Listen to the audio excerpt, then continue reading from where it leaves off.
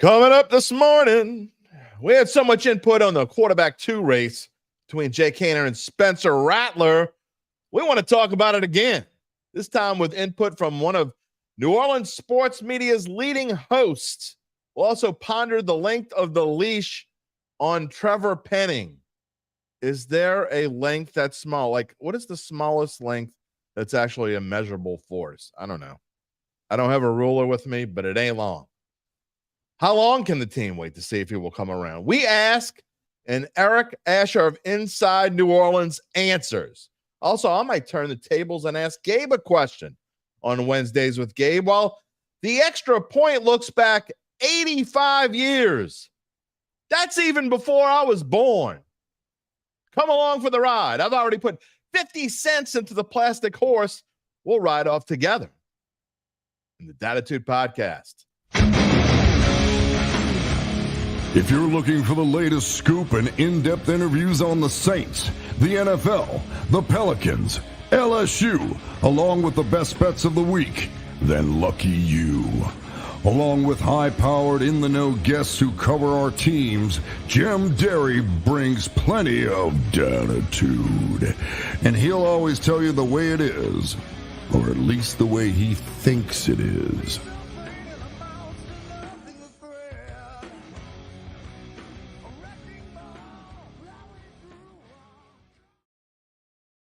Where you at, New Orleans? Hello to my friends elsewhere, everywhere out there who are still trying to figure out how I incorporated a plastic horse into a sports show. I don't know. Just did it. 50 cents, by the way.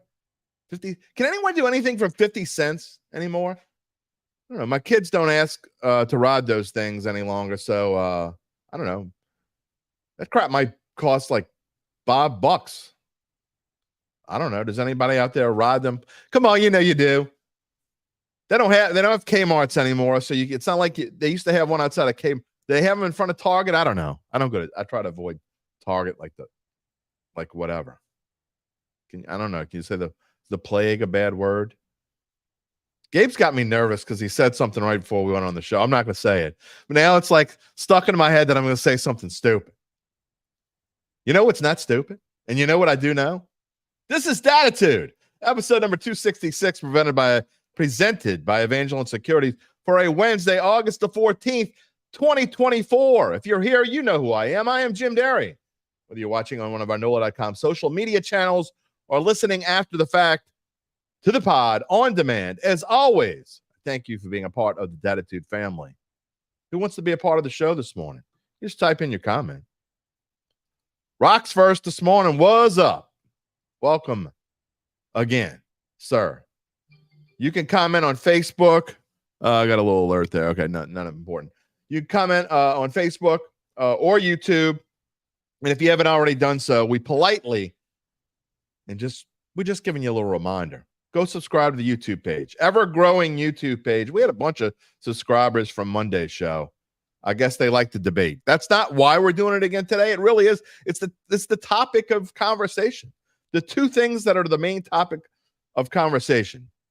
And they're 1 and 1B. I don't know which one's first and which one's more important. I can tell you with Eric Asher, we talk about Spencer Rattler first.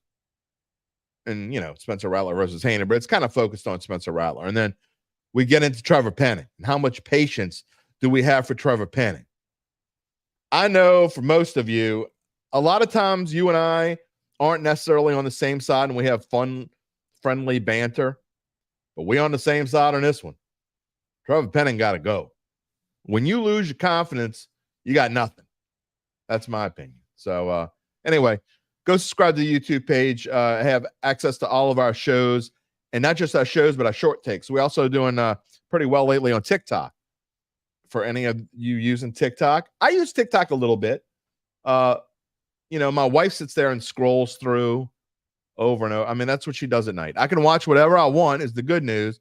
But the bad news is I got to watch it while she's watching TikTok. So I have learned to tune it out a little bit.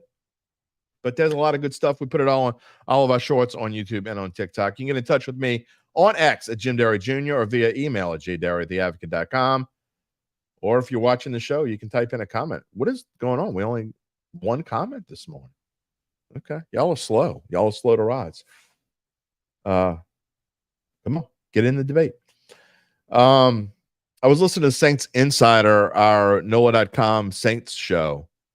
And yesterday it was Matt Paris and Jeff Duncan talking. And they were talking about, they spent a lot of their time talking about Trevor Penning. And Dunk basically said what I said on Monday. And the question is, Dunk says, quote, I think his problem is between his ears. 100% agree. You lose your confidence. The question is, if you lose your confidence, can you even get that back at this point? It's not like he's just missing here and there. He's completely lost. He's like wandering into space. Sometimes he's just standing there and there's nobody around him. What is going on? Other times he gets bull rushed. You can't get bull rushed. So it's not that I think he has the ability to be a starting lineman, whether it be a tackle or guard. I don't know. But I think he has the ability to be a starting lineman. I just don't know if once you lose your confidence, if you can get that back. Because to me, that takes a while. I mean, it really does. It takes a while. You don't just get it back. So anyway, we're going to be talking about that with Eric. We had to record his segment. He's got his Inside New Orleans show is on. He tells us when it is, but I believe it comes on Wednesdays. I have been on that show several times. We just moved to a new studio. They're going to eventually be doing it on a Thursday. So the next time, hopefully, he comes on a Wednesday, he can come on live. Obviously, I'd much rather my guests come on live. But if they can't come on live, then we record it on Tuesday afternoon. And so that's what we did with Eric. We did that. We've done that at the past couple weeks, actually. We've done that. Not ideal because you don't get to interact with them when we do it. But while the interview's running, feel free to comment on it. I will show it on the screen. I'll be sitting there in live time listening, and we will show it on the screen. But it's a great conversation because Eric has great insight. I told you Monday, I kind of teased to it. He and I think differently on Derek Carr. Now, look, I don't think Derek Carr is the greatest quarterback in the NFL, and I know a lot of you disagree with me when I say that. I don't want to say serviceable because that's a bad word, but I think, look, he was top 12 last year. I don't see there's any reason why nothing has given me a reason to think that Derek Carr is not top 12 now. Now, the reason why I think his numbers will be worse because I think the offensive line is worse. And so he's not going to have the time to throw the ball. We'll see if this newfangled offense can help him. And they talked about how the line with this offense doesn't have to be as good. And that's fine and dandy, but you can't be the worst line in the league either. You got to give your quarterback sometimes. They base a lot of things. They want to run play action pass. You can't run play action pass if you can't run the football. If your line's terrible, you can't run the football. You just can't. So we get into that. We open up with Rattler and Haener, mostly focused on Rattler. I get his opinions on Rattler because I didn't really know it, to be honest. And his is close to mine. It's probably a little bit more optimistic than mine. Man, some of the readers and readers, I'm living in old school land. Some of the listeners and viewers, there's a lot of people who don't agree with me, man. There are people out there. The debate continued after the show and on the shorts, some of the comments, and I went back both on YouTube and TikTok. And most of the ones that I read, and even on Twitter and notes that people have sent me, they don't just think that Rattler is beating Haener for number 2. They think Rattler's beating Carr for number 1. Look, I know you want something different. I'm not going to chastise you. I understand where you're coming from. It's probably not even as much that you love Spencer Rattler, although he's different. I mean, the Saints may have never had a quarterback that's kind of like Rattler. He's kind of like almost Taysom Hill if you slimmed him down 50 pounds and took away some of the muscle and gave him more speed. I mean, that's kind of what he's like. Maybe that's why there was so many people intrigued about whether Taysom Hill could be the starting quarterback for this team. Some going into this year, even saying maybe it'll happen. Maybe that's why you like Rattler. You just don't like Carr. I get it. I don't have a problem with that. I mean, even though I don't agree with you, I get where you're coming from. It's not. Is it ridiculous? I don't know. The point is, Carr's going to start. But anyway, got to get to Wednesdays with Gabe because Eric's on the show, I think, for 38, 39 minutes. Before we get to Gabe and Eric Asher, however, let me tell you more about our friends at Evangeline Securities. Our listeners out there are starting to notice. We had some comments on Evangeline last week. No joke. I mean, people were asking me. Some are still asking, who are they? Well, they are for anyone even beginning to ponder whether it's time to sell your family-run or privately held business. Even if you know someone in this situation, a close friend, an uncle, your godmother, you want to pass this on to them. Let's start with the number one question you or they might have. What is the business worth? Don't ask Uncle Joe down the street. Don't ask your next door neighbor. Don't ask Mabel at the bar. I mean, Aunt Mabel, she's nice and all. She makes a great pecan pie, but she doesn't know jack crap about what your business might be worth. You know who can answer that question? Evangeline Securities. Now is the time to reach out to Evangeline's founding and managing partners, Nick Braden and Ron Hemelt. They will schedule a complimentary valuation and maximize the value for your business. By the way, you know this already. I've told you this. Nick and Ron came back to New Orleans from New York, from their business schools. They lived in New York for quite a while because they wanted to help the people they love here. No joke. Didn't hurt their Saints fans. You know, Nick's at every Saints game. But doesn't hurt that his office is across the street on Poydras. They also have an office in Lafayette. More on this later in the show, but in the meantime, you can check them out at www.evangelinesecurities.com. Jerry was up, and it is most definitely hump day. It is hard to believe it's Wednesday already. I know I'm old, but still. You know who's not old? Gabe Henderson. You know what's funny, Jim? What? I looked at my calendar yesterday and I said, oh my goodness, it's only Tuesday. See? Two sides to every coin. That difference between old and young. I'm like, holy crap, it's Wednesday. You're like, holy crap, it's Wednesday. Big difference. What you got? I got something for you before we go off, but go ahead. Awesome. What you got? So as you know, on Monday when we were on the show, the AP poll came out.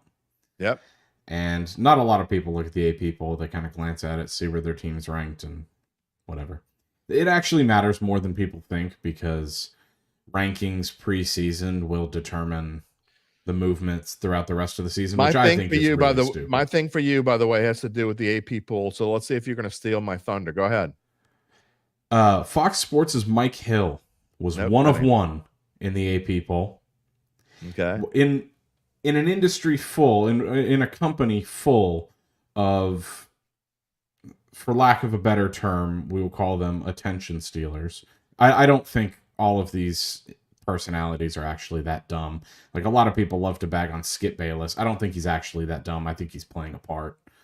But in a company that has Colin Cowherd, Joel Klatt, Gus Johnson, Chris Broussard, and countless others, Mike Hill climbed my list as one of the dumbest individuals in sports media the other day when he ranked the Colorado Buffaloes in the top 25. Yikes. He was the only person to do it.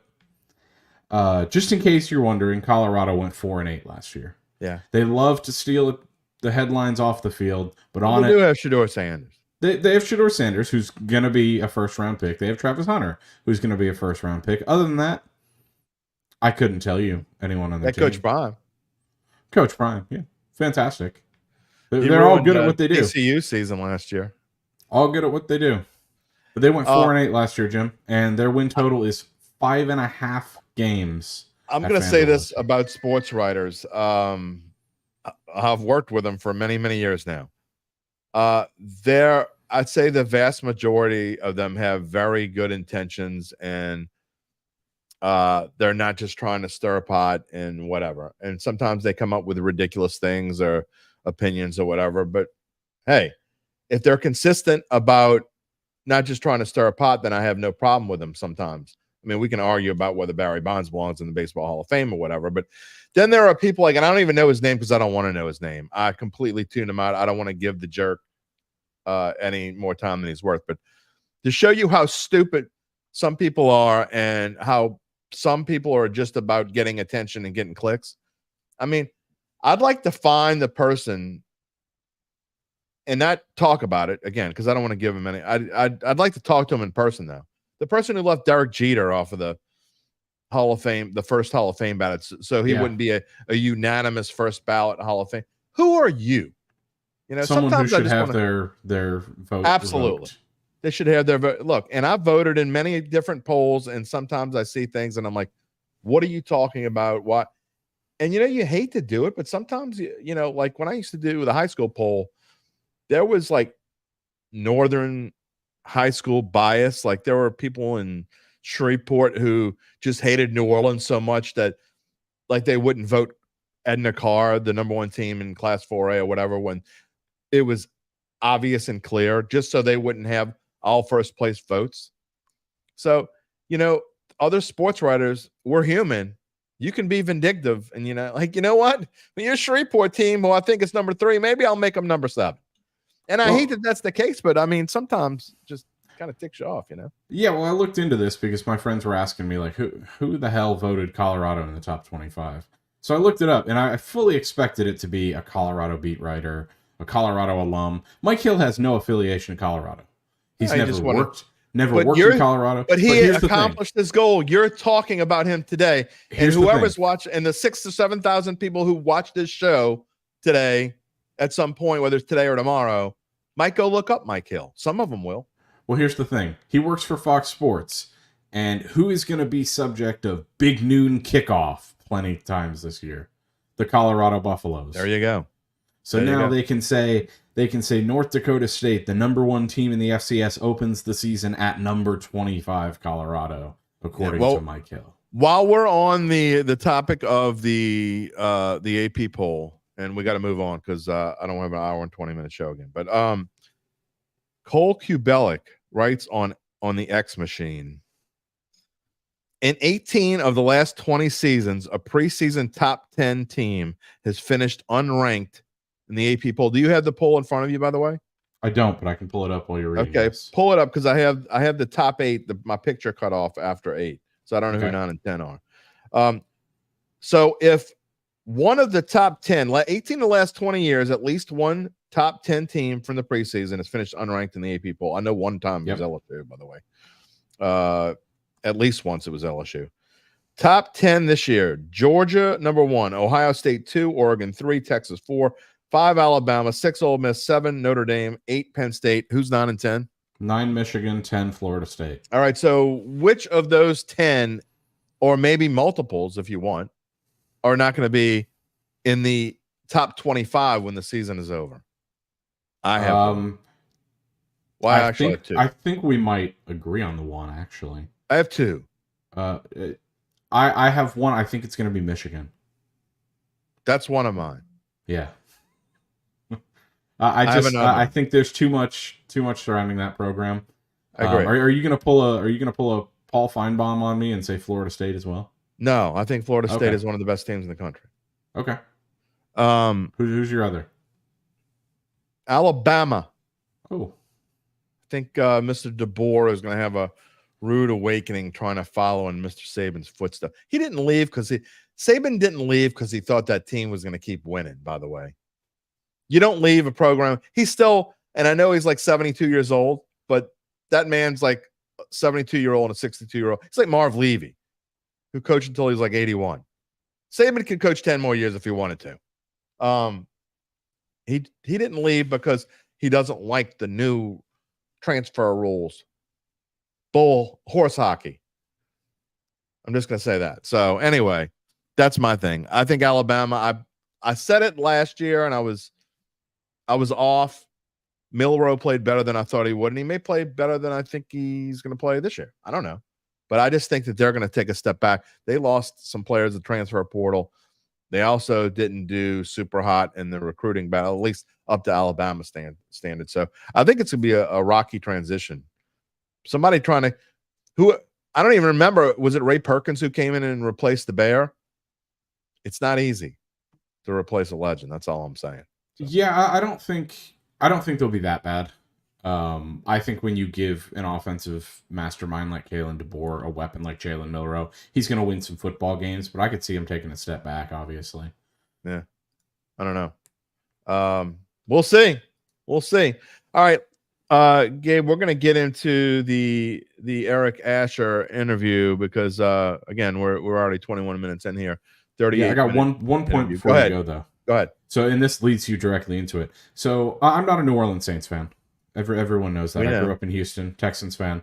I don't extensively watch the Saints, but I hear you guys talk about it, talk about them all the time. And you know, I've always really thought, how bad could Trevor Penning really be? Because you guys talk pretty badly of him. I was doing what your wife does every night, little doom scroll of TikTok, and I came across a video. Shout out to Dino Talks Sports on TikTok. Yeah. He does NFL film breakdown, and oh my goodness, he ripped Trevor Penning to shreds. And that's the first time I've sat down and actually watched someone a lot smarter than me break down the film. He's horrendous. He might be the worst offensive lineman I've ever seen. It's that's bad. Coming from a guy whose team drafted Xavier Su'a-Filo a few years ago. Look, he got the worst. He got the worst grade from PFF of anyone that started. But you know, they're going to keep trying. I think they should pull the plug now. I think it's time. I think it's look, and part of the things they were talking about on Saints Insider is Landon Young or Ali Udoh aren't. Sorry, bullcrap. Jim, you're just as effective. Exactly. I mean, there is literally no one on this roster that can play any worse than Trevor Penning's playing right now. He's a turnstile. Yeah, and look, one of the things they said that I agree with is that I think that he has top 5 on this line, not top 5 in the league. He has top 5 on this line talent. But when you lose your confidence, you can't wait to see if he's going to get it back. This team doesn't have time to do that. He has the athleticism, not the coordination. He's not coordinated enough. His technical ability is just all wrong. Well, the biggest problem is this team sometimes is way too stubborn to make changes. And if they're way too stubborn now, I don't know how else to say it. I said it last year about different things. Dennis Allen, there's no question this year you're fighting for your job. So when I was talking about getting rid of Pete Carmichael and it took him an extra year to do that, it cost you a year of where you could have solidified your position. And now you're in a position to where you can't have an average or bad year because you're going to lose your job. So anyway. Yep. Gabe, just wanted to get that Trevor Penning point out of the way and transition you from this to that. I'm glad you did. And we'll talk. You'll see you again on screen Monday. Sounds good. Gabe Henderson, everyone. Pelicans. Time to pull the plug on Trevor Penning. Couldn't agree more. Look, you can't wait. You just can't wait. This is that. Look, it's August the 14th. I mean, I'm no genius. I know that 3 weeks from Sunday, the Saints play the Carolina Panthers in the Superdome for real. It's not any preseason game. And I don't care if they're the Carolina Panthers. I've been telling you for weeks and weeks. I've been telling you since the draft that the Carolina Panthers are going to be better. I'm not saying they're going to be like playoffs better, but they're going to be better. They're not going to be a pushover. And if you can't block, because actually the Panthers defense isn't that bad. If you can't block, it could be a long day. The last time I looked, the Saints, and I haven't looked in a little bit, so I don't know what, Gabe can correct me if I'm wrong, but last time I looked, it was Saints were a 5-point favorite. And whether it's still a 5-point favorite, I don't know, but that's not that big of a favorite. I mean, it's sizable, but you're talking about, that's no guarantee. There's no guarantee the Saints going to win the opener. And if they don't win in the opener, I know coaches will tell you there's no such thing as a must win in game 1. I don't believe that at all.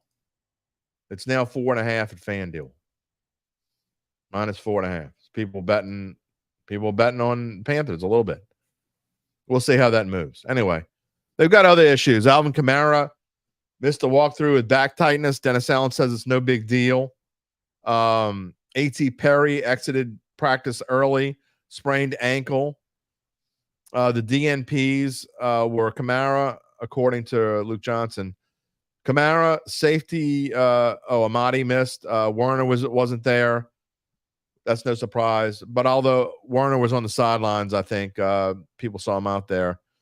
Lattimore, of course. When's Lattimore going to come back?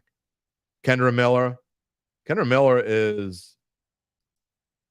I don't know where Kendra Miller is right now as far as where this team is. I don't see any way he's on this opening day roster at this point. Whether he's on IR and people just saying cut him. I mean, I don't know. Somebody's going to have to explain to me the reasoning for why they wouldn't put him on IR. I know you only get a certain amount of IR spots. I think it's 8. But I don't know why you would. I don't think there's any reason to cut him. I would just put him on IR. But I think that's where you are. I think you got to do that. But there were other. I mean, the injury list is still long. Adebo didn't practice. Then other Saldiveri still not practicing. Then you got safety Millard Bradford not going to make the team. Mac McCain, cornerback, not going to make the team. Isaiah Stallbird, who got hurt in the was the only injury in the Cardinals game, got hurt, ankle injury. He's not going to make the team. And Trajan Jeffcoat's not going to make the team either. Mason Tipton didn't practice either. Dennis Allen also said he didn't know whether Saldiveri will be able to play in the preseason. Another IR candidate, and he's 100% lost his chance to be a starter. I didn't think he was going to be a starter anyway. Jerry's agreeing that Trevor's not getting any better. And Jerry, you're the positive one. So if Jerry's saying Trevor's not getting any better, that's telling you something. Jerry is uber positive. So that tells me something right there. All right, let's get to Eric. We'll talk a little bit more when we get finished. But again, some great chat here, about 37 minutes worth of clips here in 3 different parts because I can't put them all up at one time. But we'll get to it and we'll come back and we'll finish up the show with a little more Saints chat and then our fun extra point this morning. Welcoming into the Dattitude podcast on this Wednesday morning, presented by Evangeline Securities. In all transparency, we're recording this on Tuesday afternoon, as we have been with our guest the last few Tuesdays. Eric Asher, Inside New Orleans, The Ticket 106.1, Inside New Orleans television show on WLAE and some other places all over YouTube. You can find him. Eric, what's going on this morning? How are you, Jim? Doing fine. How you doing today? Man, we were kind of talking off the air. We're all in scramble mode this time of year. We go from doing nothing to kind of everything all at once, and that's kind of where we are, right? I agree. And again, it seems like that all the time. When you get August, getting ready to get into September, and things start rolling. If you've had any vacation, you might have already taken that vacation because it's all out the window now. I never take all that I have for some reason. I try to, but it just doesn't happen. So we try to make it up at other times, but sometimes it works, sometimes it doesn't. Tell us a little bit about where everybody can find Eric Asher.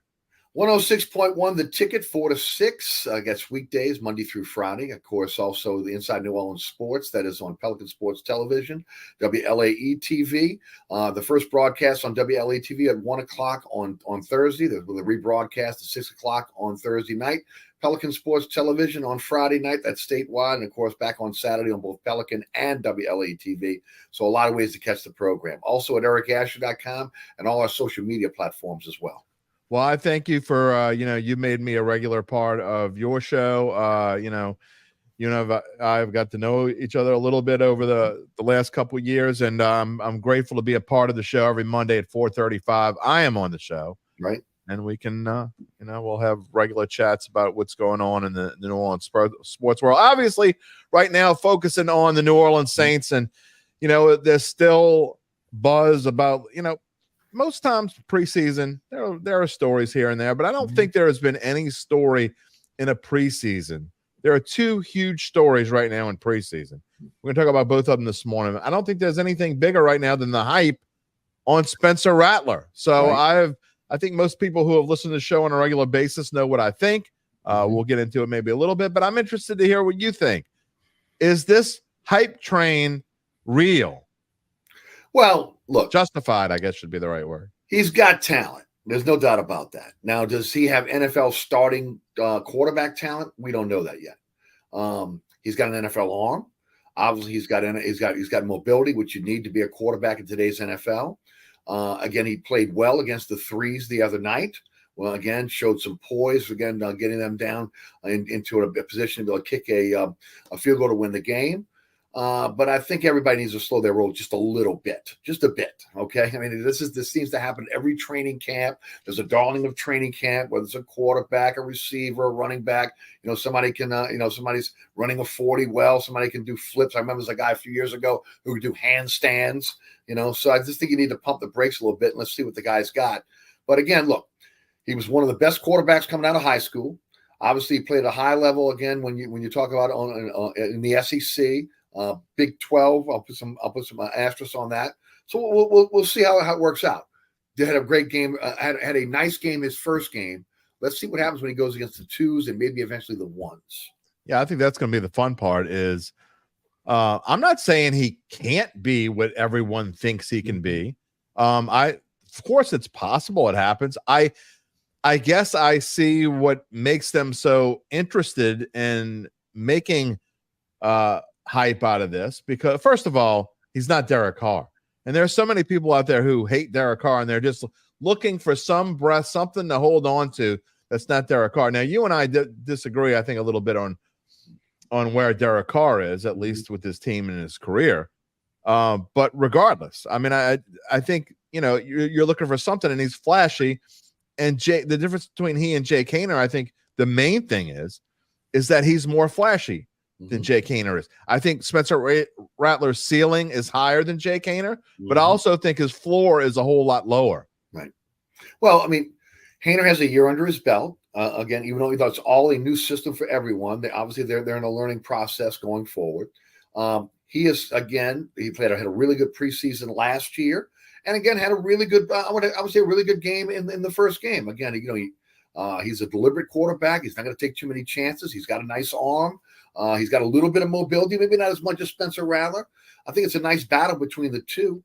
But again, you're going to be measured by what you can do against the guys you're going to play on Sunday during the regular season. A lot of these guys they're playing against right now, they won't be on NFL teams. That's exactly what I was saying on Monday, and a lot of people didn't want to hear this. I know not everyone out there, but if you read through the X machine, it's pretty funny to read some of these comments, thinking, I think a perfect example is my 26-year-old son, and I brought this up a couple times now, but he actually, and it took him a little while to say it because he knew how I was going to react, but he wants to compare him. Not only does he think that he's better than Derek Carr now and should be the number one quarterback, but he's comparing him to the likes of Patrick Mahomes.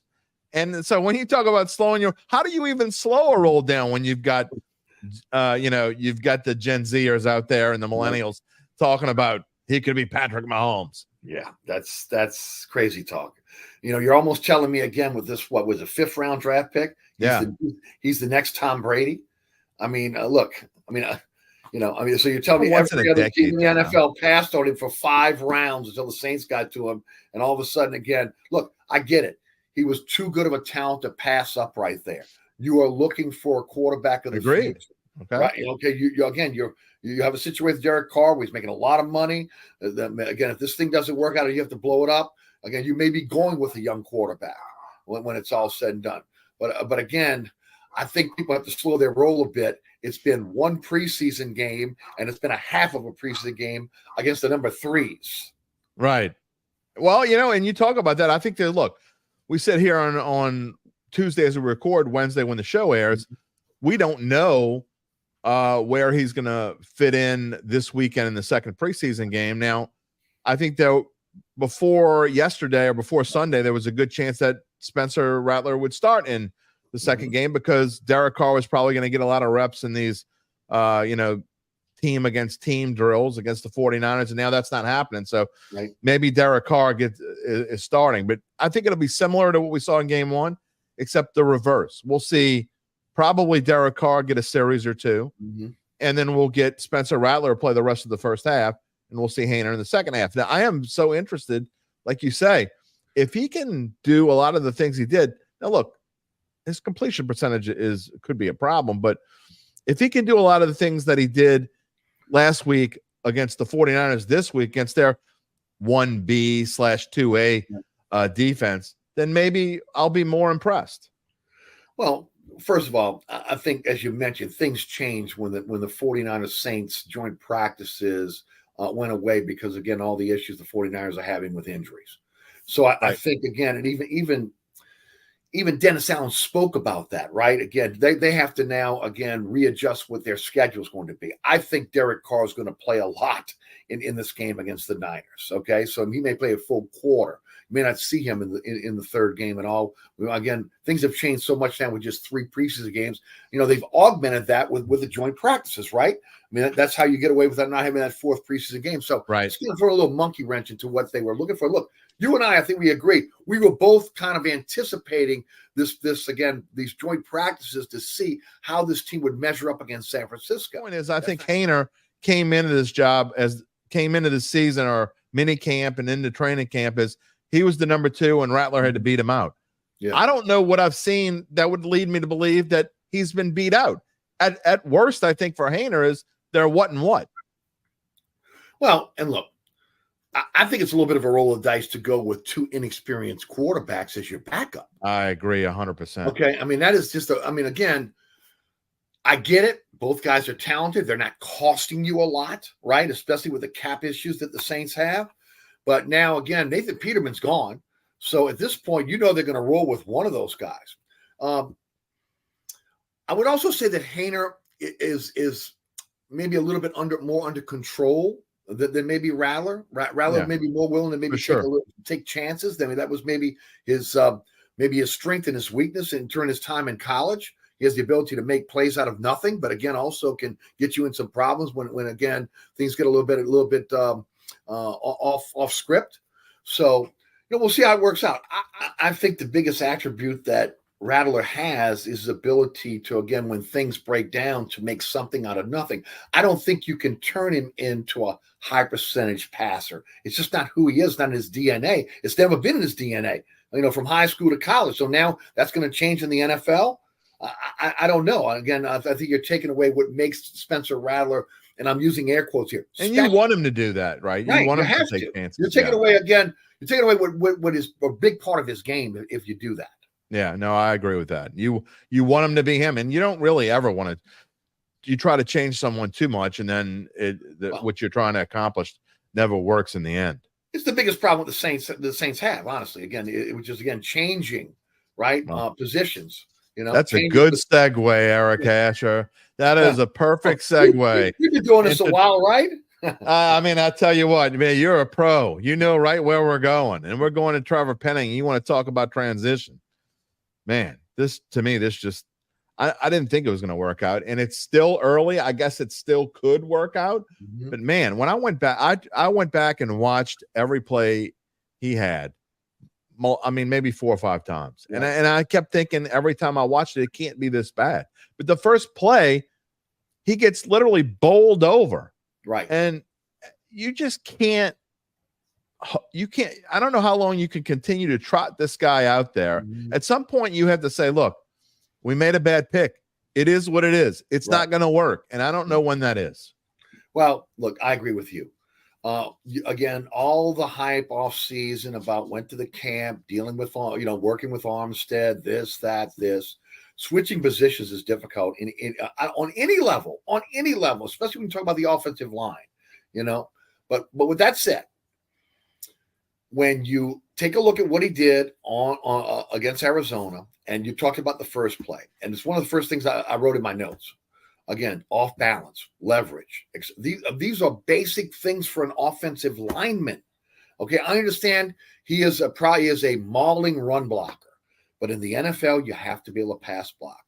And the thing that, again, that sticks out to me about him is, again, the inconsistency from play to play, but also getting beat in a lot of quick cases by guys smaller than him, quicker than him. You think a guy of the physicality of that guy, he would be able to latch on to somebody, hold on to him, and again, they're not getting around him. No, again, His first step is slow. Everything about him coming out again seems to be again not what you're looking for. First of all, in a first-round pick, that again, Exactly. in a first round. Now, if this guy was a 5th-round pick, 6th-round pick, there wouldn't be the type of pressure. But he'd be gone already. He'd be gone already if that were the case. There would be those expectations. But now you're trying to salvage. Look, you and I talked about this on Monday. To me, they have to somehow, some way find veteran help on that offensive line. If they really believe they're going into the season with Trevor Penning as their right tackle, with Derek Carr, who again has happy feet and needs a perfect pocket in order to be successful, they're fooling themselves. I couldn't agree more with that assessment. And I just think, look, I understand why they want to keep trying to make this work. And, you don't want to give up on him. But one thing, we also talked about this on your show on Monday, and it just doesn't make any sense. You draft a guy in the first round this year who has played right tackle throughout his collegiate career, and you're moving him to left tackle out of position so that you can try to rejuvenate the – I mean, let's be honest. The only reason why they're moving Fuanga to left tackle is because they're trying to rejuvenate the career of a left tackle who can't play left tackle. So, in essence – you're putting 2 guys out of position and one who just can't play there. It doesn't make any sense. Move Fuanga back to right tackle and figure out who your left tackle is going to be. We know it's not going to be Trevor Penning. Right. Well, here's the other part of this. Also, you have Cesar Ruiz next to Penning, right? That's right. Now, Cesar Ruiz has issues just trying to be Cesar Ruiz right guard. I mean, that's another guy. College played center. You move him to guard. You're still trying to figure out the position. So now you're asking him to be able to, at any time Trevor Penning messes up, misses a block, to not only, again, take care of his assignment, but also be able to help on Trevor Penning's assignment. Look, man, this is a disaster waiting to happen. Yeah, and our Saints guys put together, look, we spent a lot of time, I don't know how much you look at it, but I look a lot at Pro Football Focus and what they do in their ratings and their grades, and they go play by play. Look, their grades, and I know that's just preseason, and they didn't even play Ruiz especially didn't play a whole bunch. Penning just played a little over a quarter, but Penning had the worst grade of the linemen, and Ruiz was number 2. So, I mean, if you go into this and you look at play by play, and you're talking about the entire right side of your line as an issue, look, I just think it's still early enough to say, you know what, we give up on Penning, whether he's cut or whether he's relegated to be second string or whatever it is. And I think you got time to say, you know what, Taliesin, we're moving you back to right tackle, whether it's Landon Young, whether it's Ali Udo, whoever it is, you got time to make these changes. Do it. I just don't see them moving forward. I don't either. I'm not saying they're going to do it. I just don't see. I think, again, at this point, they've seen enough from him in the transition. They feel like he can play left tackle. Now, again, we're going to find out again when he's playing full-time against the ones, but he looked pretty good in his first. He was okay. Game. Yeah, he was fine. Looked pretty good. So it's always going to be a transition from college to pro, and then you throw more on the guy's plate when you're moving from one side to the other. There's no doubt about that. But, again, how far this team will go will be predicated upon how good this offensive line is. Period. The end. The ability to open up holes and lanes for the running game. And also, again, for a guy in Derek Carr who almost needs a perfect pocket to be successful. Now, look, moving the quarterback around, which you're going to do in this system, may help, again, this offensive line. Yeah, but you're going to be moving him to the right, though. You're moving him behind Penning. Yeah, well, which isn't a smart move in most cases. I question the athleticism of the offensive line as well.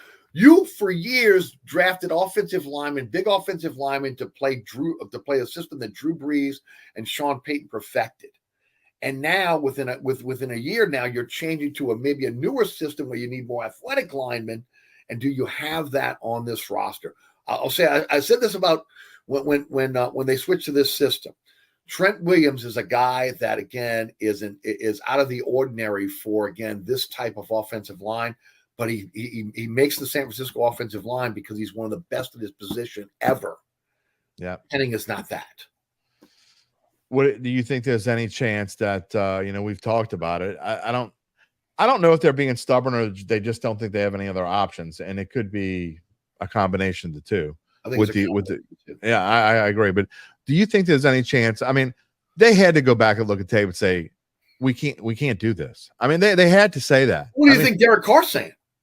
Well, exactly. I mean, Derek Carr better go into the season wearing a flak jacket, even though nothing's wrong with his ribs. The coaches are going, we're going to do this again? Man, I feel, and I know you're the furthest thing from a Derek Carr lover. I am definitely backed him up a little bit more than a lot of other people in the media. But I gotta say, if they go into the season like this and he gets killed, people are going to blame Derek Carr, and it's not going to be fair. I guess that's what pisses me off is it's not going to be fair to him because he's not going to have any time to throw the football. Well, I mean, it was the same thing last year, but a lot of that again was inability to digest the playbook on the part of his receivers, himself. Now again, the transition here, the lack. Then it got really vanilla. I mean, really vanilla, right? Clipboard Pete. I mean, look, this was all on Pete Carmichael. But if you don't have guys that understand the playbook and what they have to do on week in, week out, I think Carmichael got a lot of the blame, and look, rightly so, right? Rightly so. But again, also the players have a little bit of an issue with this as well. I think Derek Carr, if given time, has the ability to be successful. But he's just one of those quarterbacks who, again, is going to need time to throw the football because he's not a Rattler and to another degree a Haener, where he has the ability to be able to make a lot of time with his feet. He's not unathletic, but again, he's not the athletic type of quarterback that we see in today's game. Eric, he just needs an average offensive line. He didn't even need a good one. He just needs an average offensive line. And the Saints don't have anywhere near an average offensive line. That's what we discussed on Monday. I get the Justin Simmons situation, right? I get, again, a chance at a guy who may, again, come on, man, one of the best in his position. But why are you kicking the tires on that? They shouldn't. When you know you need help on the offensive line. That's where your money has to go. Another thing, fans trade out there, that's what you're trading for. You're not trading for a wide receiver, even though again, there's some need at wide receiver. The biggest issue still on this team is offensive line help. Yep. There just isn't enough. There just isn't enough of it is the problem. Where's the depth? Where not just the start. We can concentrate on Penning all we want, but where's the quality depth on this offensive line as well? There's a lot of unproven depth on this offensive line. You mentioned Landon Young. The guy was an all-SEC performer out of Kentucky. What has he done in the NFL? Nothing. Nothing. All right, Salovari still injured for 2 years, 4th-round draft pick. You bring in Patrick. You bring in Udo. You bring in. I'm trying to think of the what was it? Lemieux. Are those guys gonna? When you brought them in, your first thing you thought about was, okay, well, those guys are going to be maybe starting for you. To me, Patrick should be your utility guy, first guy off the bench. He's going to have to be your left guard. Okay. Because Salovari can't play. Flux. Well, and I go back to, and we could have a whole show on this, but the oversight of management and the fact that I continue, this still bothers me to this day. You go back to last year's draft, you draft Brissett, fine. I still thought at the time, I thought your biggest need then was offensive linemen. Right. They didn't see it that way. You draft Brissett, fine. He may turn out to be a really good player. I thought he was okay last year. Mm-hmm. He could improve and be a solid force this year. We'll see. But to draft Isaiah Foskey in that second spot is a killer, man. I mean, I don't know what they were thinking. And they went and drafted a guard later on. But to me, how much do you need to see of Trevor Penning to know that you needed, at the bare minimum, you needed solid depth at tackle, and to just completely ignore tackle in that draft and then come into this one?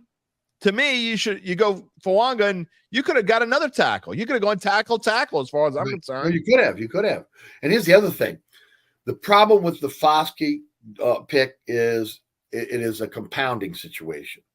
You miss on Turner, you miss on Davenport, you see Cam Jordan getting older, and you're trying to be able to continue to be able to fill that void because you missed on your initial picks. So that's one of the reasons why I think they went back. They went to the defensive line again last year with that. But no, your point is well taken. There's been a need on this offensive line for a while. They thought that they filled the void of Armstead moving on to Miami with Penning. That did not work out. And now they're in a situation where they had to go back in the draft to get Fuaga, right? Because then Penning didn't work out.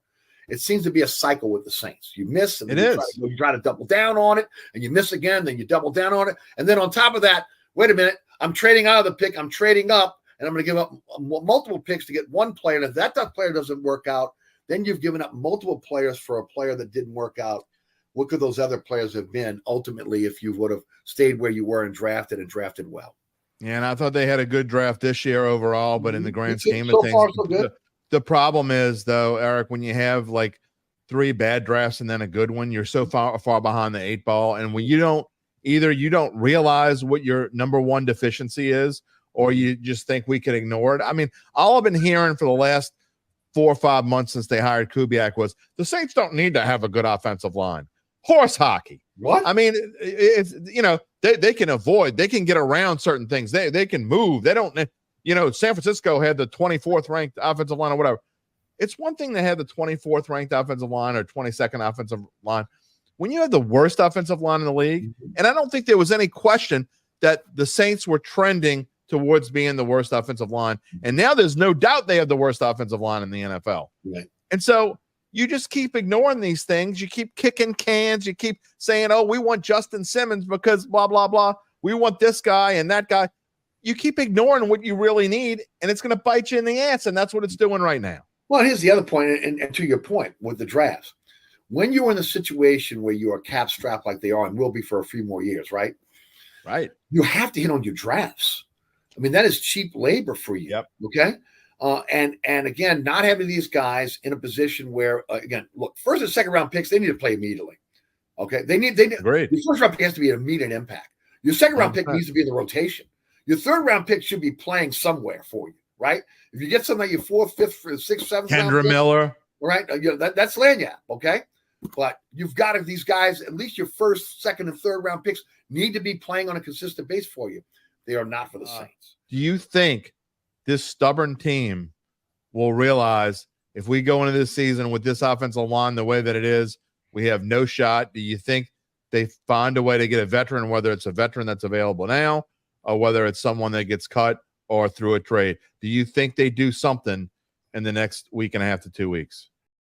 There is no way they can ignore what they're seeing right in their face. They have to. Again, Michael Parrington has to be working the phones right now, right?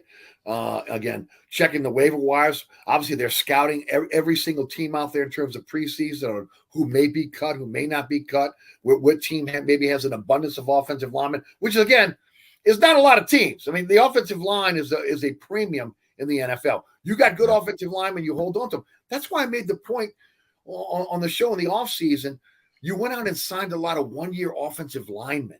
Offensive linemen who are coveted, they get multiple-year deals. These guys are all on prove-it-to-me deals. Can they come in and make a difference? They may have to now because of the situation with, again, Penning, Salaveri, etc. Yeah, I agree with you 100%. I think they're in a position to where they simply can't ignore it. And I agree with you. I think they're already working the phones, doing something. I think you're going to see something happening. And look, as we record this on Tuesday afternoon, Justin Simmons has not signed yet. You know what's good news? Good news is it looks like he's leaning towards the Falcons. That actually is good news because then the Saints, they can have the Falcons help them with a problem to not spend money on something they don't need. Well, I'd rather not see him in a Falcon uniform, but to your point, again, as much as last week I'm thinking, 3 levels of defense, that he's going to make a help. He's going to be a guy that's going to help. But when you look at the real issue on this team right now, it is what has continued to be the offensive line. They've got to upgrade it. Justin Simmons is a luxury.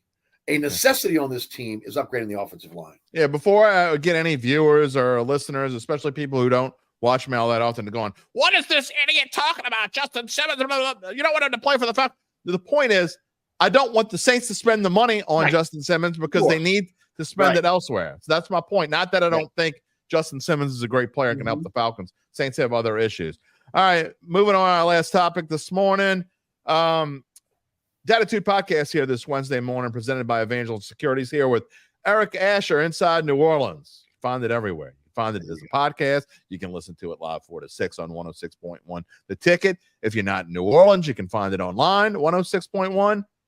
And then he's got his weekly show, which features some of the great local, not some of them, all of them at some point, the great local TV, media, any kind of media, radio reporters, they all go on Eric's show at some point. Even me. I'm at blessed. some point. That's all I mean, can blessed. Sometimes when he's like desperate, he'll call me and say, "Look, dude, I couldn't get the coffee. Yeah. The guy who fetches coffee for Garland Gillen. Can you come on the show?" I'll do it. Of course, that's all BS, right? It's one of the best we have out there. That's why I got him every 4:30 every Monday on my show. Are you kidding me? I enjoy it. Baby.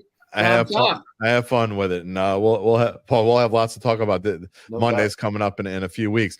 All right, let's talk about. There's definitely a positive in the team, and I hate that I'm spending so much time on the negatives, but I just think that preseason, right? Yeah, it's. I'm not trying to be. It's just right. So good. The offensive line is just so glaringly a problem. Mm-hmm. It's overshadowing how well I think this defense has done in camp from everything I've heard. Mm-hmm. And look, they went out there without a ton of starters in this game on last Saturday night, and I thought they were outstanding. I loved what I saw from Willie Gay. Chase Young looks like a beast. Brian Bresee was getting in the backfield. The front line looks like it's much better, much improved. Maybe they can get a pass rush. So just tell me what your impressions of this defense. And I got a picture of Willie Gay up there, but it wasn't just him. It was a whole bunch of people. Oh, look, I thought across the board they played very well. Look, I will say this. The Saints defense, again, their success hinges on the health of the defense because they have the players. Unlike the offensive line where they lack talent, right? There's no lacking for talent on the defensive side of the ball. You know, they went out and, again, making one-year deals. This is where one-year deals really, are in your favor. They went out and got two guys that were willing to come in and say, I'll go in and prove it to me down. Now, one of those guys, Chase Young, is coming off an injury. So it's as much a roll of dice for the Saints as it is for him. Willie Gay, that's kind of a head scratcher because this guy is a really good linebacker and ultimately will make the Saints have to really think twice about only going with a 2-linebacker set and go with more 3-linebacker set. Great, wholeheartedly. You cannot keep this guy off the field. He's got to be on the field for you, especially with mobile quarterbacks the way it is today, his ability to be able to track those quarterbacks down. You saw his speed and his ferociousness in terms of his ability to hit. You saw Chase Young and, of course, what he can do as a bookend with now Granderson and how that's going to free up Cam Jordan to be, again, fresh and maybe move him around and inside or outside. So, again, those two guys have made a tremendous difference, and both guys are working off one-year deals where, man, you may have a chance to be able to give them a long-term deal, or maybe they're looking for big money elsewhere. No matter what, it's a win-win for both the Saints and those players. And so what I've been talking – oh, I'm sorry, Eric. No, please. What I've been saying with Willie Gay, too, is, look, DeMario Davis, we know, he's 35, 36 years. Right. He's getting long in the tooth, and so you're not going to want him to play every down like he's been playing. Agreed. And this allows you to do this. You just signed Pete Werner to an extension, so he's going to play a bunch. But I agree with you. They need to find a way to get all three on the field. But at least now you feel comfortable. You don't have to play DeMario Davis every down. You can play him 55, 60 snaps a game instead of 75 or 80, and it helps, keep him fresh throughout the season. And then there's Pete Werner, who, again, has had problems with injury issues. Yeah. Okay, so you slide Gay right into that spot if you need to, if you have to go with a 2-linebacker set. So it's a win-win there. From a standpoint of Chase Young and what he does for this defense, he changed the defense dramatically. Absolutely. You have a guy now that is going to get double teams. Okay, this is like Cam Jordan in his prime. Every time he takes a snap, this guy's getting a double team. That's freeing up Jordan. That's freeing up Granderson on the other side. That frees up Bresee on the inside. That NASCAR package they went with this past weekend, again, with Bresee and Jordan on the inside and Granderson and Chase Young on the outside. That could be devastating against offenses. The big question mark for this team is not going to be the pass rush, because I think, again, they have pass rushers on this team as long as they're healthy to be able to stop the run. I will say this. I don't know what Pro Football Focus said about Christian Boyd this past week, but I keyed in on him. And again, for a guy that came out of Northern Iowa, same school as Penning, He was getting penetration. He's a big player. He's physical. He is again as a guy coming out of college. He was known as a run stuffer. The ability to stop the run is the key for this defense, and maybe this guy might make a difference. Again, it's one preseason game. He was going against the 2s and 3s. I want to see him against the 1s, but again, Shepard and Saunders, we saw what they were last year. Okay, I mean, they're okay. They're really backup interior defensive linemen who again played more in a starting role. But to me, the key to this defense is stopping the run.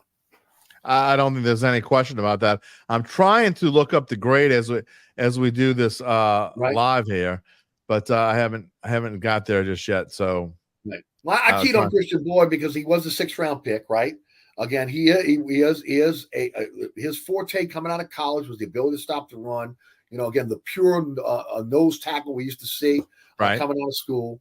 And look, again, I just happened to key on him because again, because the Saints need a run stuffer.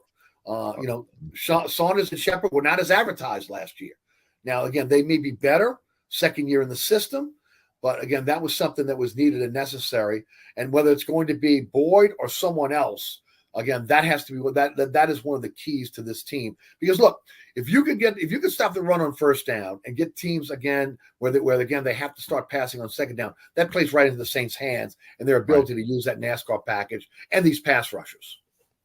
Yeah, Christian Boyd, I can't find his grade, but I can tell you that he had the 5th most snaps played in the game the other night. He played in 38 snaps, so that tells you that they're certainly looking at him to, they want him in the rotation. Yeah, right, they want him in the rotation because of his physicality. I think he's got a real chance to make the team. Right. I mean, look, there were a lot of things to like on Saturday night. We'll see what happens. Against San Francisco. Kool-Aid as well. I mean, I don't want to finish this program out, but again, throwing a bouquet at Kool-Aid. Look, yeah, I thought he was excellent as well. Again, and look, one of the things that Lattimore struggles with is crossing routes. The NFL is crossing routes now. Everybody's doing crossing routes. I was really impressed with again his ability to be able to cover on crossing routes. You could see that again, it was not too big for him in terms of starting as an NFL corner. He has the ability to go inside and outside. You see his physicality, which will help him if he has to go inside. I have never been an advocate for trading Marshawn Lattimore. But again, you look at Kool-Aid and you see again the future here, and you say to yourself, you know what? This guy is an NFL corner. I would trade Marshawn Lattimore and maybe a little something to go with it if they could get a real tackle. Well, that's to me. I think if the Saints are sitting down like they did what with Hard Knocks up in New York when they were talking about was it trading Barkley? There was a running back they were trading or whatever. Right. I think they're having discussions right now. Okay, is there somebody that's going to need a shutdown corner? Maybe we have talent at defensive backfield. We have to upgrade that offensive line. I mean, to me, that may be the direction they have to go. Especially with the Lions have a plethora of depth at offensive line, and they certainly could use a Marshawn Lattimore. And obviously, their defensive coordinator kind of knows a little bit about Lattimore, doesn't he? Just a little bit. Bit. Yeah, maybe he should have been the coach of the New Orleans. Well, I'm not going to go there. Maybe he will be the new coach of New Orleans Saints one day. Who the hell knows? They like to go with familiar faces, so. Absolutely. It's a possibility. Eric, before we go, tell everybody one more time about how they can find you and be a part of Inside New Orleans. All right. Inside New Orleans, again, radio show. That's 4 to 6 weekdays on 106.1 The Ticket. Listen live at ericasher.com, The Ticket 106.1 app. We have an app also. iHeartRadio app, TuneIn Radio app, digital platforms. We're on the Anchor Spotify app. We're on all podcasting platforms. You want to check out the podcast. Inside New Orleans Sports on WLA-TV and Pelican Sports Television. First broadcast on Thursdays at 1 o'clock. Rebroadcast on WLA-TV at 6 o'clock as well. And then on Friday nights on Pelican Sports Television and also on WLA-TV. You can follow me at Eric_Ash on X, Eric Ash on Facebook and Threads and Instagram. Eric, we really appreciate it. I will talk to you Monday, and I'm sure we'll have you back on Dat either right before the season starts or right after. Thank you, my friend. It's been a blast. Always appreciate being with you, and keep up the great work, my man.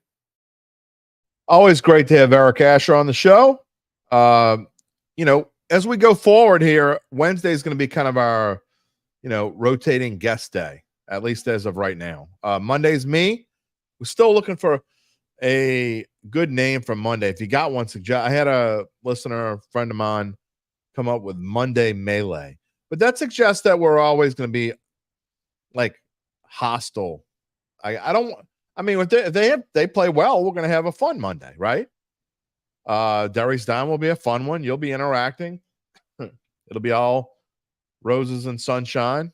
May not have a lot of those this year, but so I don't know that I like Monday Melee. I kind of like it, and it also suggests that I'm going to get into it with listeners, because my point is not to get into it. I want you to be a part of the show. Many times we're going to agree. Sometimes we don't. Some comments. So, by the way, also starting in 2 weeks, we're going to add an extra show to the week. We'll have a show on Thursdays at 11 a.m. That will be just a pick show. It's kind of playing off of what we've done the past few years. There's no more Bayou Bet show. So we kind of took the Bayou Bet show and put it into Dattitude. So Thursday will be a picks only show. I'll have some thoughts in a monologue that'll probably won't be just picks, but Gabe's going to give his best bet of the week. Then our bet.nola.com editor, Tom Casale, is going to come on. He'll have his 5 best bets. We're going to have a little kind of a competition. We'll have his 5 best bets. Uncle Big Nick's going to come on with me at the end, and I'll have my 5 best bets, and we'll have a competition. It'll be like 5 through 1. We're going to figure out the scoring system later, but that's going to start in a couple weeks. A couple comments that a couple of them I showed and one I didn't while we were running the tape portion that I wanted to answer. Brian Cabot, do you think Loomis is looking in the mirror asking why he drafted Penny, Foskey, and Miller? Tajay Spears played 5 miles from his office door. I'm not going to get into Tajay Spears again. Jerry doesn't like it when I do that. I don't want to piss Jerry off. In all seriousness, about Penning, Foskey, and Miller, yeah, those were whiffs. I don't think Foskey is going to be on this team. I just don't. I mean, I could be wrong. I don't think he's going to make the team. And Penning, look, I'm going to say it again. At some point, you just got to say, you know what? We screwed up. We made a mistake. We got to cut our losses. Is that time now? Look, that's for them to decide. If it were me, I'm not sure I would cut him, but I think the experiment at tackle has got to be over, right? I'm not saying Udo or Landon Young were great, because they both kind of stunk Saturday night as well, but I just don't think that they can do worse than Penning, and I don't think they're going to get pushed around and be lost like Penning. So I think you got to find out, and especially with Udo, and from what I was listening to on Saints Insider, I think it was Saints Insider that I heard this on, that Udo was playing solely in practice at right tackle.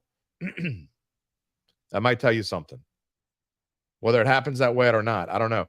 Pelicans was saying Spencer Rattler is better than Tom Brady in his rookie year. See, your Pelicans will love you. Jerry says he's good. I know you're always good. You're always here. I love when you come in and talk, because you have some good points.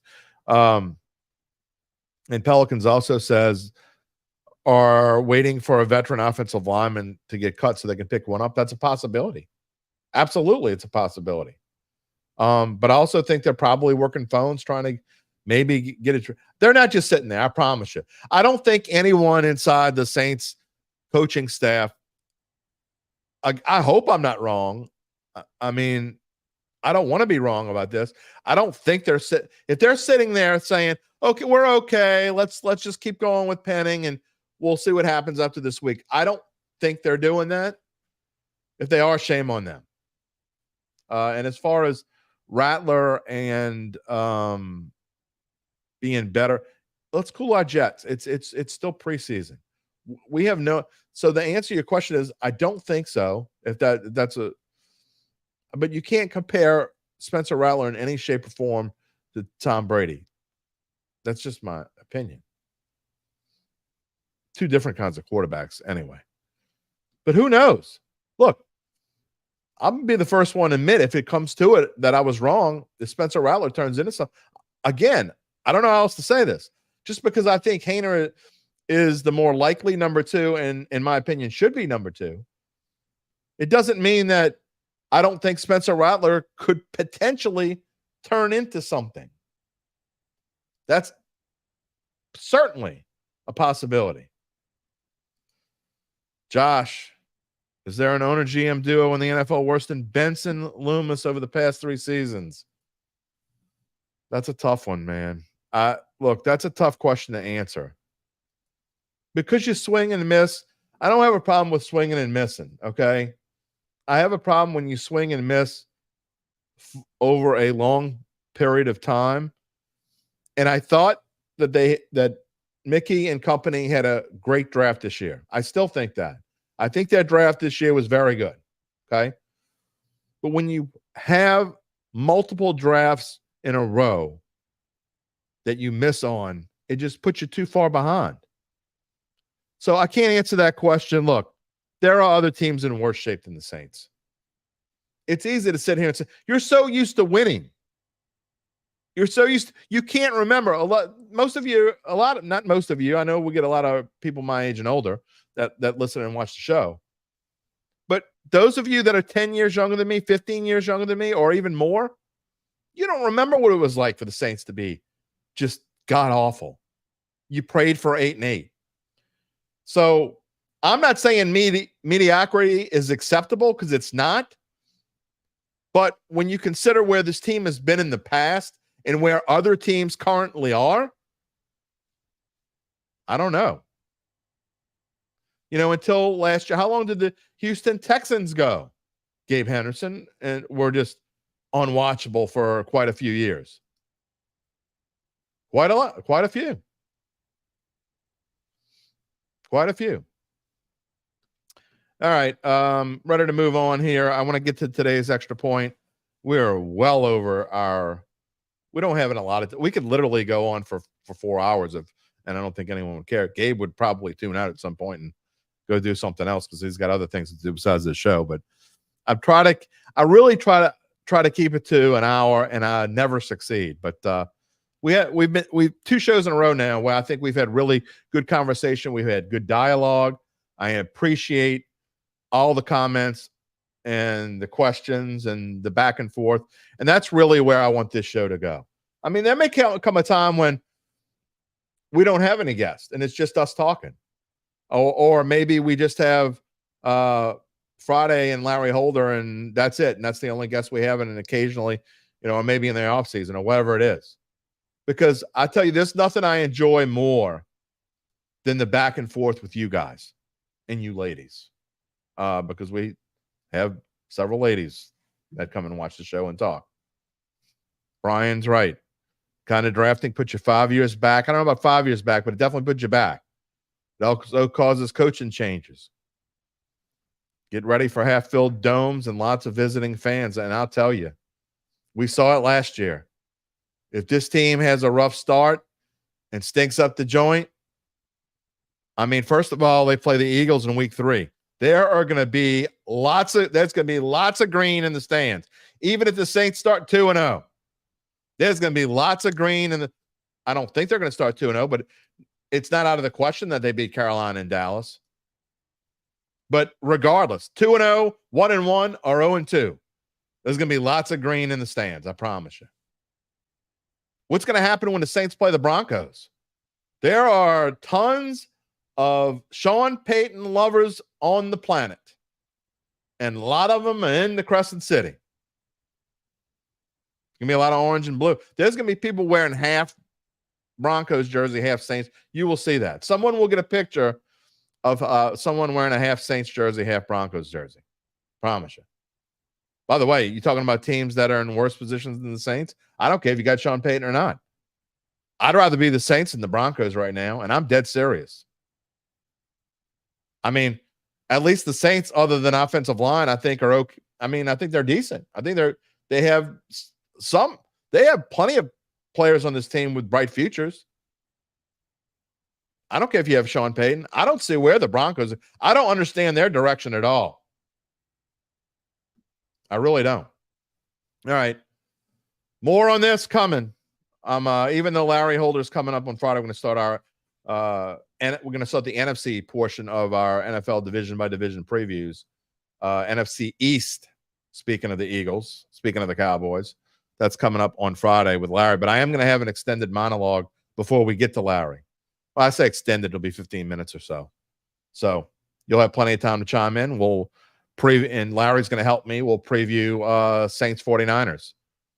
Since there's no joint practices this week, that game will be different than it was planned to before. I think you will see the first string play longer in this game against the 49ers because they're not practicing against one another. So I actually think Derek Carr, I don't know this, but everything I hear and common sense will tell you that Derek Carr is going to probably start, especially after the poor performance he had, because in large part to his offensive line on Sunday. The game is Sunday at San Francisco. What do they play? Palo Alto?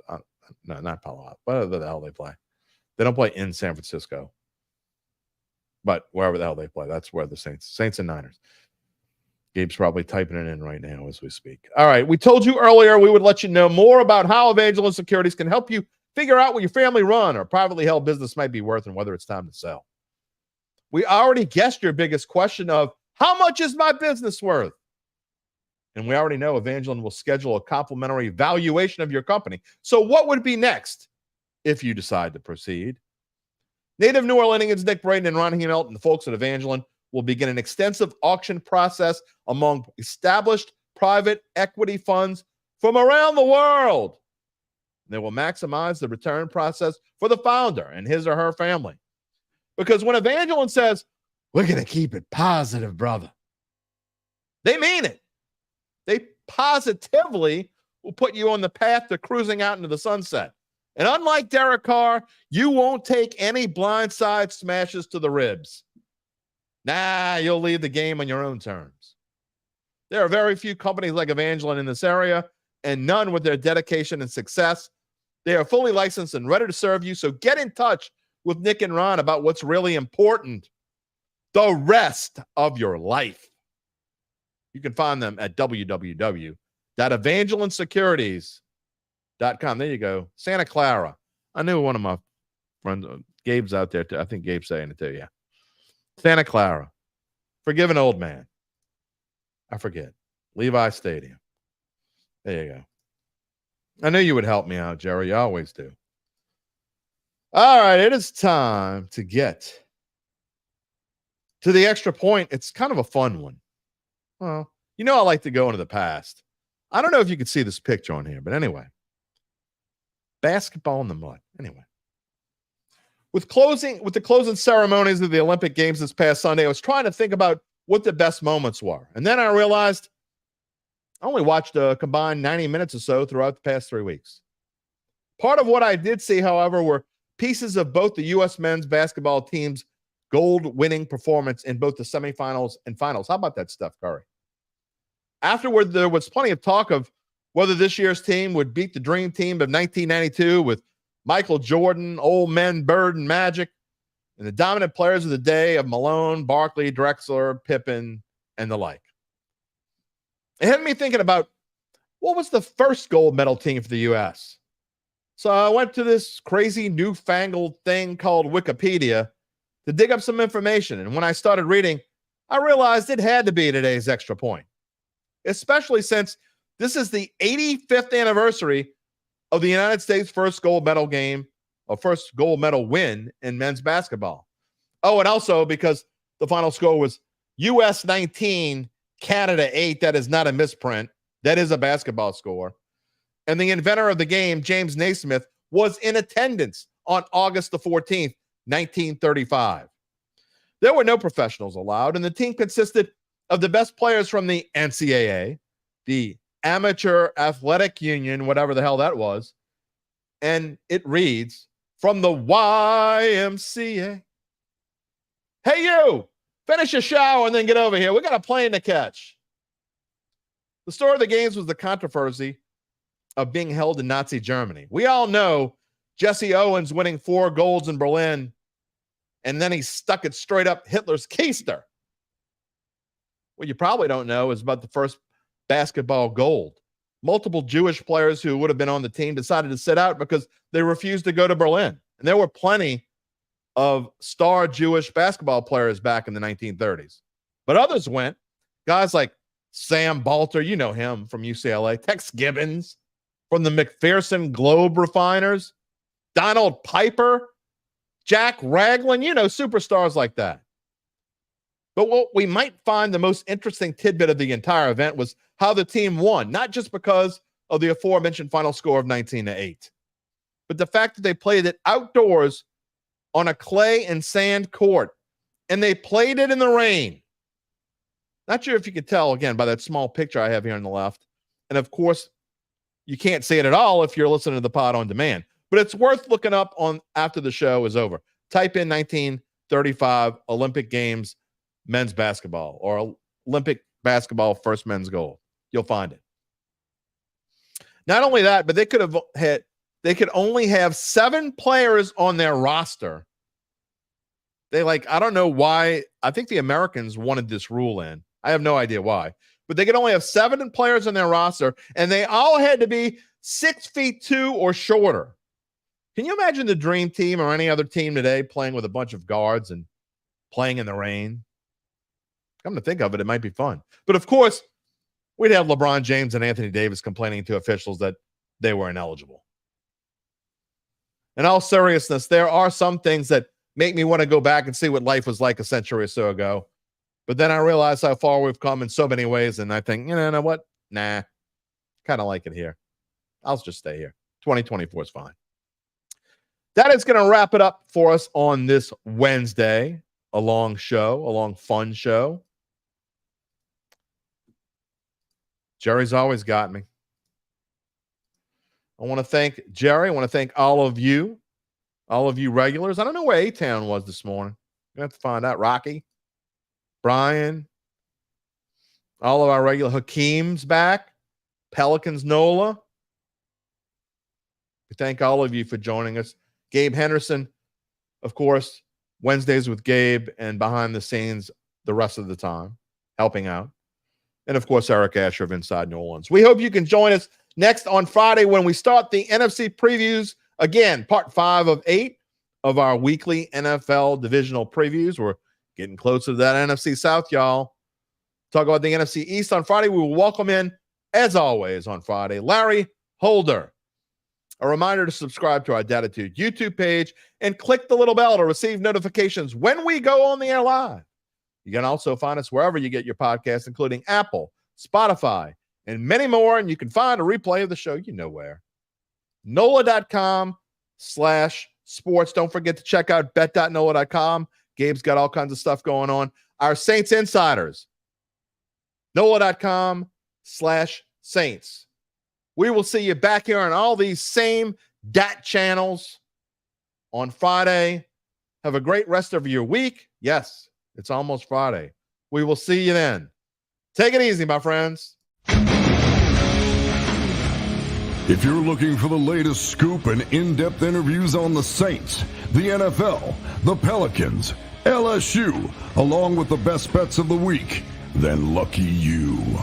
Along with high-powered, in-the-know guests who cover our teams, Jim Derry brings plenty of Dattitude. And he'll always tell you the way it is, or at least the way he thinks it is.